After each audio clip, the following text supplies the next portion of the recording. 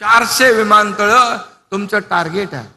आणि म्हणून खऱ्या अर्थाने हाच जर विकासाचा वेग राहिला तर मला वाटतं मोदीजींच्या नेतृत्वाखाली या खरं म्हणजे या देशामध्ये आणि महाराष्ट्रात आता तर सगळ्यात जास्त एअरपोर्ट महाराष्ट्रात आहेत.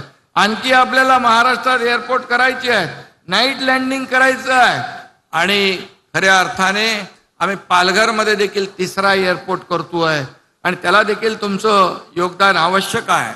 आणि म्हणूनच खऱ्या अर्थाने या पुढे जे विकासाचा जो वेग आहे तो वेग आपल्याला या ठिकाणी आदरणीय मोदी साहेब प्रधानमंत्री आहेत आणि या महाराष्ट्रामध्ये रेल्वेसाठी, रस्त्यांसाठी, एअरपोर्टसाठी, पोर्टसाठी या सगळ्या योजनांसाठी केंद्र सरकार पैसे देते.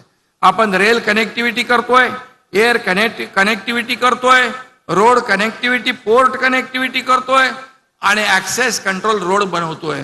या राज्यामध्ये कुठल्याही कोपऱ्यातून कुठल्याही कोपऱ्यात जायचं असेल तर 7 ते 8 तासापेक्षा जास्ती लागता कामा नये ही आमची संकल्पना आहे.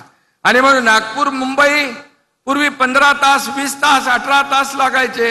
आता पाहतोय आपण 6 ते 7 तासात, 8 तासात मुंबईमध्ये पोहोचेल. आणि मला वाटतं आता अमरावतीवर मुंबईला 6 तासात माणूस जाईल.